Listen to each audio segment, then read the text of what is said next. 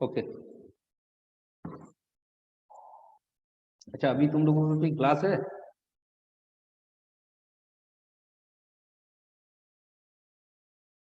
सहबाज? 12 बजे से सर। अच्छा ठीक है, ओके।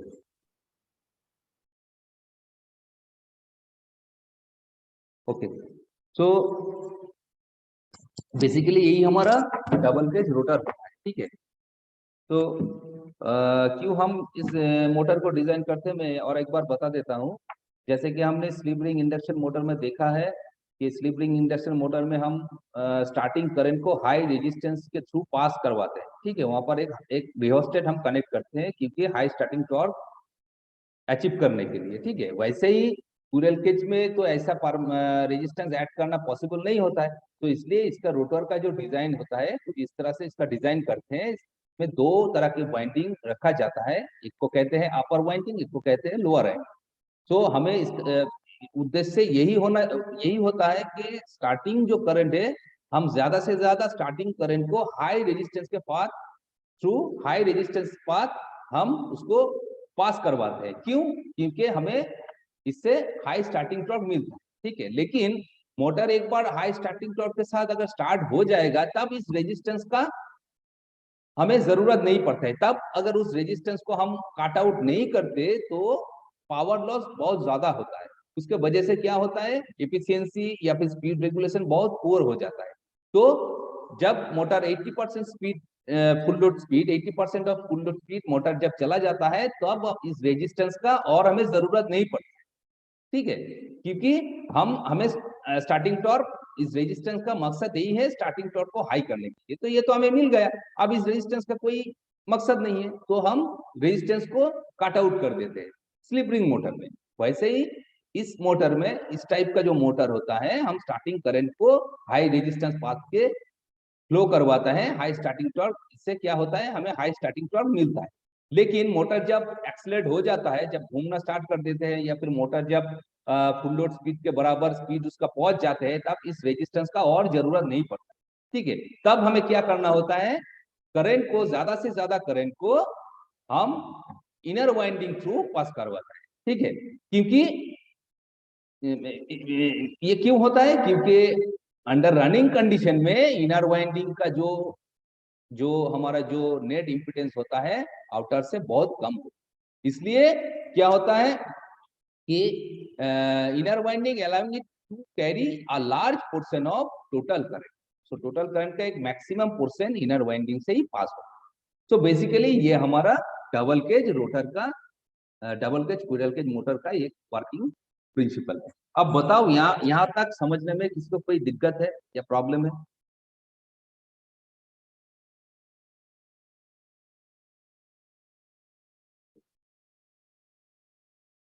या फिर ये कॉन्सेप्ट क्लियर है? Clear sir. ओके, चलो अब हम हमारा जो इंडक्शन मोटर का टॉर्क स्लिप कैरेक्टरिस्टिक्स हम देखे थे एक ग्राफ को डिजाइन करके, हम डबल गेज रोटर का भी एक स्लिप और फुल लोड टॉर्क का एक ग्राफ होता है। सो उस ग्राफ को हम एक बार देख लेते हैं, ठीक है।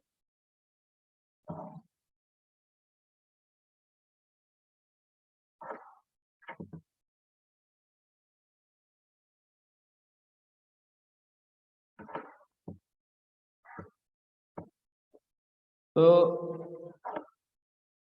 इस डायरेक्शन में हम ले लेते हैं percentage full load torque, okay, percentage full load torque, और टुवर्ड्स दिस डायरेक्शन हम लेते हैं परसेंटेज। अब देखो, जब हम देखे थे इंडक्शन मोटर का टॉर्क स्लिप का जो कर्व देखे थे, वहां पर उस कर्व थोड़ा रेक्टेंगुलर शेप का बना था, जैसे कि कुछ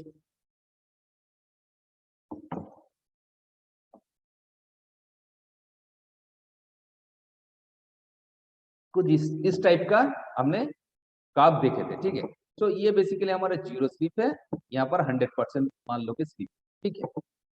तो यहाँ पर थोड़ा पार्टीशन है 10, 20, 30, 40 करके यहाँ तक 100, ठीक है। सो इस टाइप का कर्व हमें देखने को मिला था, लेकिन डबल ये बेसिकली क्या है, ये बेसिकली हमारा standard squirrel cage, standard squirrel cage. अब डबल केज जो रोटर होता है, डबल केज रोटर का जो कर्व बनता है,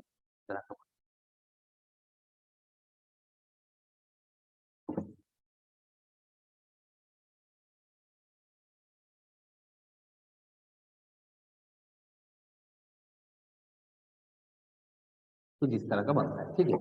ये एक्चुअली हमारा डबल स्क्विरल केज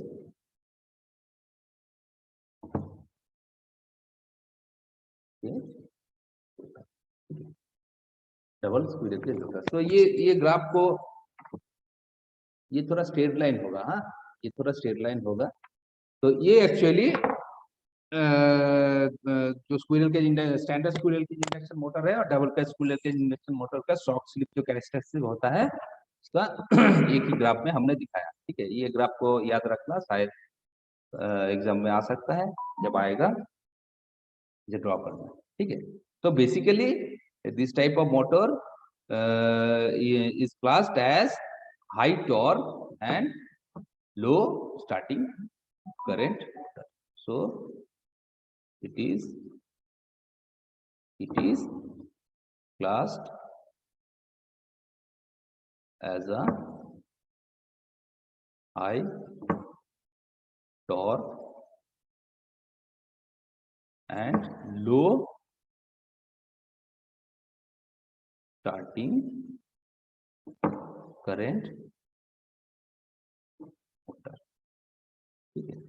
सो इसका जो टॉर्क का जो रेंज होता है, करंट का रेंज होता है, तो हम देख लेते हैं। ज्यादातर क्या होता है कि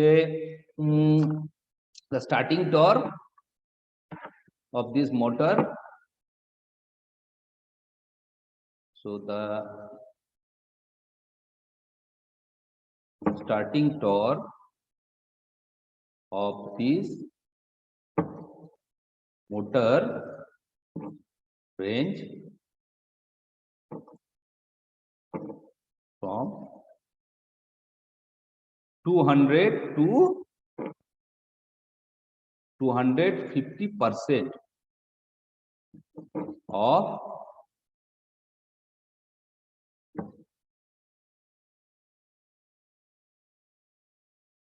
full load torque. ठीक है, full load torque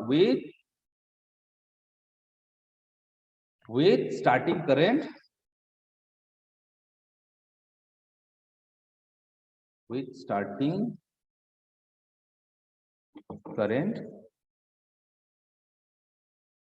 of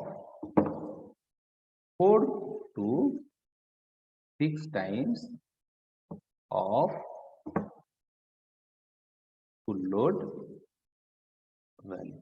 okay, so इस मोटर का स्टार्टिंग टॉर्क का जो रेंज है वो एक्चुअली 200 to 250% होता है, 200 to 250% of full load torque. Okay, and इसका जो स्टार्टिंग करंट होता है वो कितना होता है, वो 4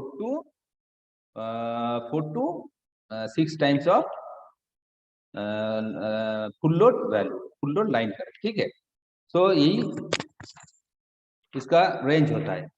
अब देखो, स्क्विरल केज इंडक्शन मोटर में हमने देखा था, स्क्विरल केज इंडक्शन मोटर में इसका रेंज जो था 1.5 times of full load value.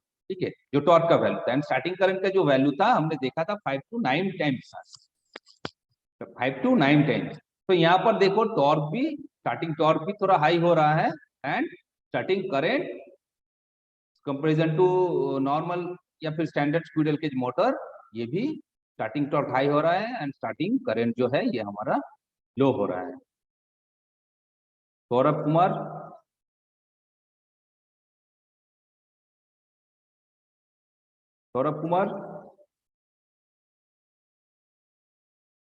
Saurabh, yes sir. घूम रहे हो? हाँ, घूम रहे हो? क्या बात है? नो सर, गलती से इसके बाद हम सबका जो वीडियो है ना, सबका वीडियो ऑन करके क्लास लेंगे. सबका वीडियो ऑन करके क्लास लेंगे. क्लास को फॉलो करो, क्लास को फॉलो करो. ठीक है, सो यही बेसिकली हमारा double squirrel cage type motor है. सो यहाँ तक हमारा इंडक्शन मोटर का जो चैप्टर है वो खत्म होता है. ठीक है, अब नेक्स्ट क्लास में हम शायद ऑल्टरनेटर को स्टार्ट कर देंगे. ठीक है, इंडक्शन मोटर और ऑल्टरनेटर ये दोनों मिलके ही मशीन 2 का 80% सिलेबस है. ठीक है, अल्टरनेटर खत्म हो जाएगा तो तुम्हारा 80% सिलेबस लगभग खत्म हो जाएगा. और उसके बाद जो सिंक्रोनस मोटर है और सिंगल फेज मोटर है, वो छोटा छोटा चैप्टर है, वो शायद 4-5 क्लास लेने से ही वो खत्म हो जाएगा. ठीक है, तो हमें अल्टरनेटर को कंप्लीट करना है. तो देखते हैं नेक्स्ट क्लास में. ओके, यहाँ तक किसी को कुछ पूछना है तो पूछ सकते हो, अदरवाइज क्लास को हम एंड कर देंगे.